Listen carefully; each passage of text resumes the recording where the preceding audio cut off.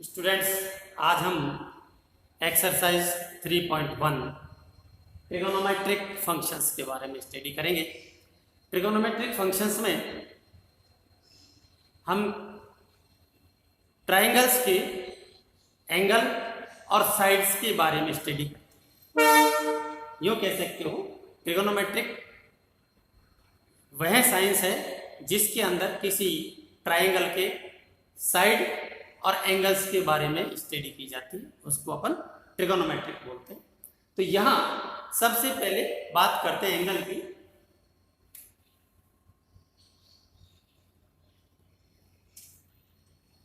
ये मान लो ओपी कोई रे है, ठीक है, और ये हम इस पॉइंट ओ को कांस्टेंट रख करके और मान लो इस ओपी रे को यूं रिवॉल्व करते हैं, यहां से इधर चलाते हैं और ये मूवमेंट करके और यहां से चल करके और ये यहां आ गई। ओपी यहां से खिसक के यहां आ गई। ये मान लो ओ क्यू है, इस ओ क्यू पोजीशन में ये आ गई है। तो हम क्या कहेंगे, ये जो लाइन है आपकी ओपी, इसने यहां से रिवॉल्व करके ओ क्यू पर आकर के ये एंगल बना दिया, एंगल पी ओ क्यू। इससे कौन सा एंगल जनरेट हुआ? Angle P O Q. अब इस एंगल को देखिए, यहां आपकी रिवॉल्विंग लाइन जो है, या अपन इसको कह सकते हैं रोटेशन लाइन है, ये आपकी ओ पॉइंट के अलोंग है। तो ए पॉइंट को आपने एक जगह पे फिक्स कर दिया और यहां से इस लाइन को रे को आपने इस तरह से घुमाया।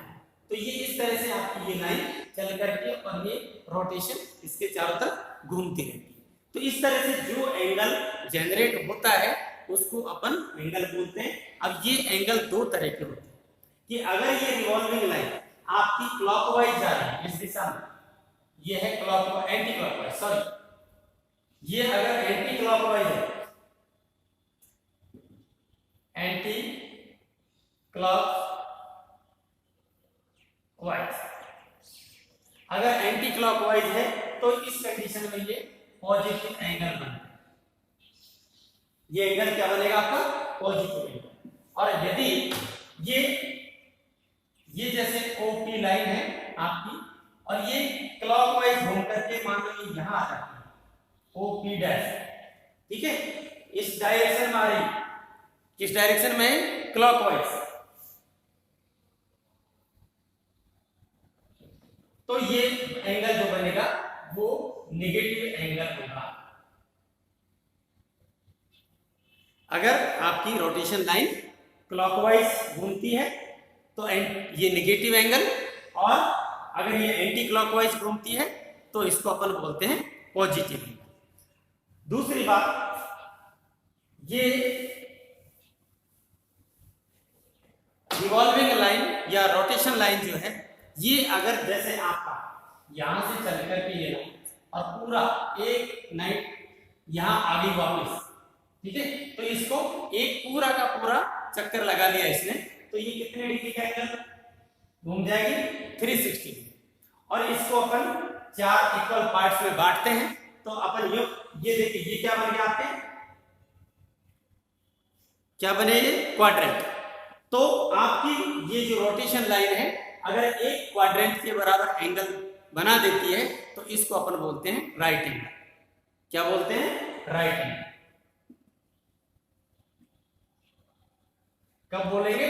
जब ये रोटेशन लाइन जैसे ओपी है और ओ को अपन ने इसको कांस्टेंट कर दिया और एक क्वाड्रेंट के बराबर, यानी कि यहां आ गई, ठीक है ना, ये यहां आ गई, तो ये वाला जो एंगल बनेगा इसको बोलेंगे अपन राइट एंगल, ठीक है ना।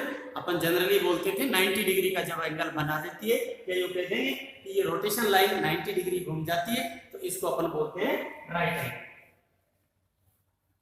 ठीक है, ये राइट एंगल। अब एंगल्स का मेजरमेंट के बारे में हम पढ़ेंगे। स्टूडेंट्स, अब हम पढ़ेंगे system of measurement of angle. Angles को कितने तरीके से हम मापते हैं या मेजर करते हैं।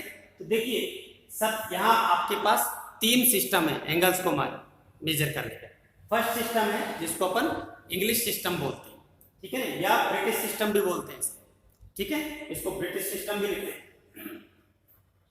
सेकंड है आपका फ्रेंच सिस्टम और थर्ड है आपका सर्कुलर सिस्टम। इंग्लिश सिस्टम के अंदर आपके जो ये आपका 90 डिग्री का एंगल था, इसका मतलब है कि एक राइट एंगल को 90 इक्वल पार्ट्स में डिवाइड किया जाता है। ये 90 डिग्री जो है आपका ये राइट एंगल है, इसको अपन इक्वल पार्ट्स में कितने में बांटते हैं, 90 इक्वल पार्ट्स में। तो यहां आप कह सकते हो कि one right angle equal to 90 degree, चाहे तो अपन यूं भी लिख सकते हैं 90 डिग्री, डिनोट करते हैं इस तरह से, ठीक है। और 1 डिग्री को 1 डिग्री इक्वल टू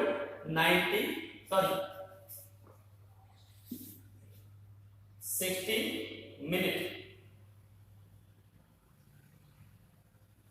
इसको डिनोट किया जाता है 60 मिनट, एक डैश लगा देते हैं।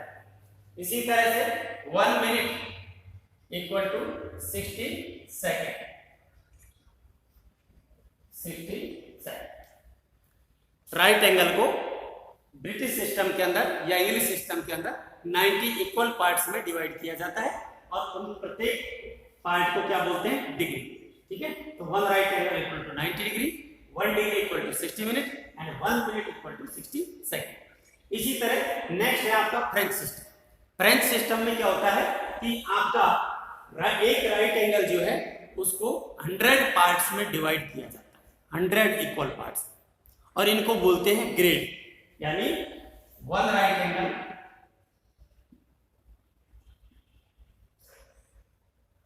इक्वल टू 100 ग्रेड, या अपन ये लिख सकते हैं 100 जी,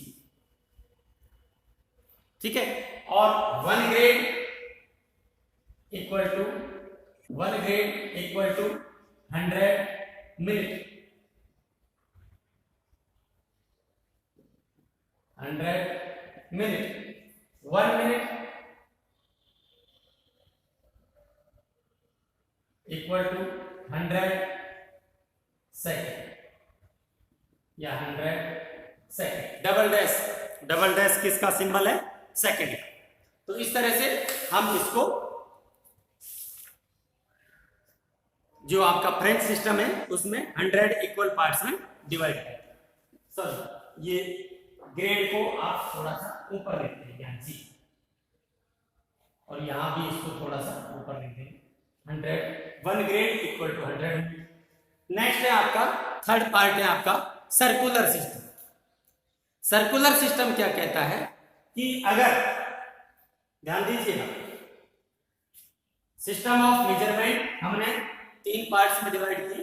पहला आपका सिस्टम है इंग्लिश सिस्टम, सेकंड है आपका फ्रेंच सिस्टम, और थर्ड जो है वो सर्कुलर सिस्टम है, और ये बहुत इंपॉर्टेंट है। सर्कुलर सिस्टम के अंदर एंगल को मेजर करने का जो यूनिट है वो होता है रेडियन। किसमें मेजर करते हैं, रेडियन के अंदर। तो जैसे मान लो ये आपका कोई सर्कल है और ये इसकी रेडियन, ये इसका सेंटर है, और यहां से लेकर के यहां तक का मान लो कोई आर्क है, ये वाला, ठीक है। इस आर्क की लेंथ अगर l है और ये इसकी रेडियस है, तो अगर हम ये लेंथ l को हम r के इक्वल ही ले लेते हैं, यानी कि जितनी रेडियस है उतना ही आर्क ले, तो इस आर्क के द्वारा सेंटर पर बनाया गया जो ये एंगल है वो 1 रेडियन के इक्वल होगा। समझिए वापस कि किसी सर्किल के अंदर उसकी रेडियस के इक्वल आर्क का के द्वारा सेंटर के ऊपर जो एंगल बनेगा उसको हम 1 रेडियन बोलेंगे। 1 रेडियन, इट मींस ये डिस्टेंस ने आपकी आर और ये भी आर, तब आप कहेंगे कि ये एंगल जो बनेगा ये थीटा रेडियन का ये 1 रेडियन होगा। यानी आप इसको रेडियंस को मापते हैं तो करते theta equal to R upon radius.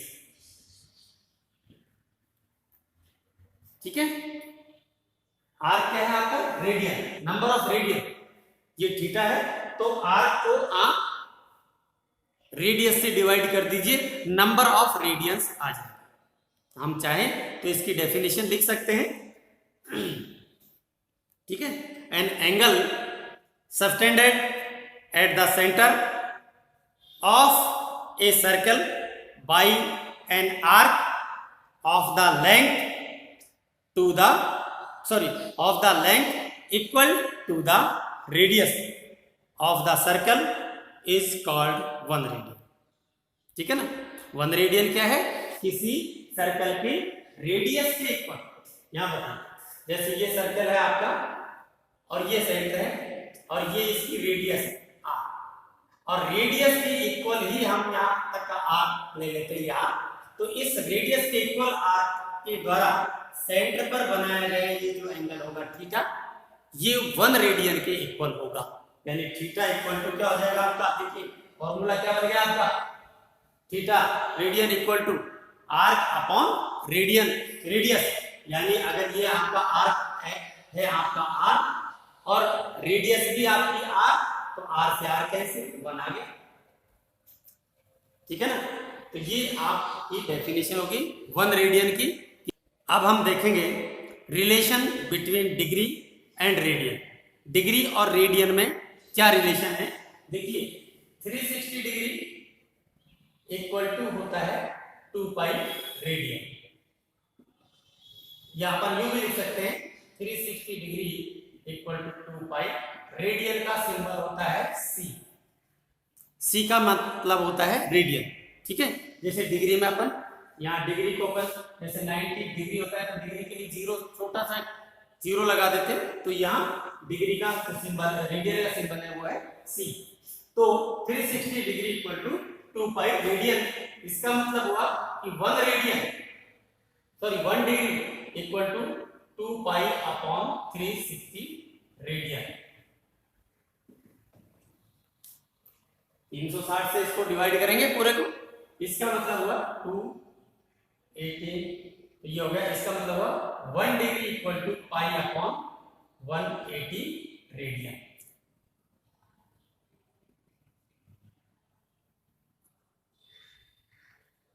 आपको डिग्री को रेडियन में कन्वर्ट करना है, इसका मतलब है उसको पाई अपॉन 180 से मल्टीप्लाई कर दीजिए। ठीक है, उल्टा देखें अपन, अगर रेडियन की बात करें तो देखिए ये उल्टा हो जाएगा 2 pi radian, again 2 pi radian equal to 360 degree. तो 1 radian equal to 360 upon 2 pi radian. ठीक है, तो उससे कैंसिल हो जाएगा 180, यानी 1 radian equal to 180 upon pi. ये हो गया आपका डिग्री।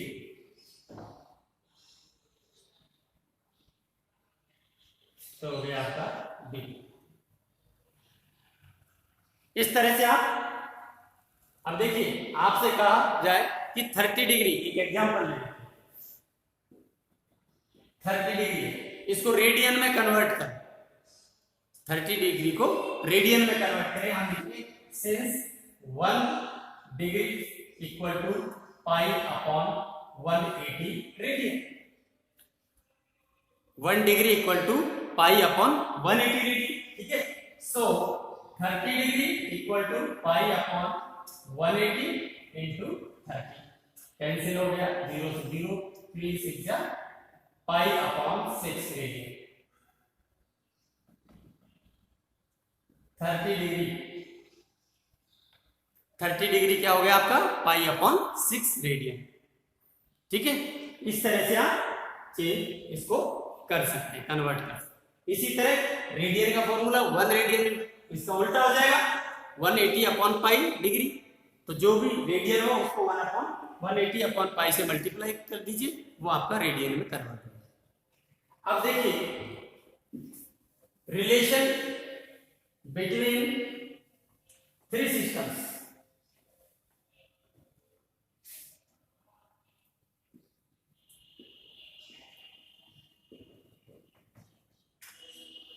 तीनों जो सिस्टम है आपके, ब्रिटिश सिस्टम, फ्रेंच सिस्टम और सर्कुलर सिस्टम, इसका एक रिलेशन डायरेक्ट फॉर्मूला है आपका degree upon 90 equal to grade upon 100 equal to 2r upon pi. ये आपका आपस में इंटरकनेक्ट हो जाते हैं इस फॉर्मूले से।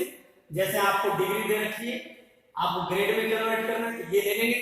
डिग्री दे रखी है, रेडियन में कन्वर्ट करना है, इन दोनों को ले लेंगे। ग्रेड दे रखा है, रेडियन में कन्वर्ट करना है, तो इन दोनों को ले लेंगे। तो ये आपका यानी कि इसको डिग्री डिनोट करेगा degree, G number of grades और आर नंबर ऑफ रेडियन। यहां भी आप नंबर ऑफ डिग्री इसको डिनोट करते हैं। ठीक है, ये फॉर्मूला तीनों सिस्टम्स को एक दूसरे के बीच में रिलेशन को डिनोट करता है।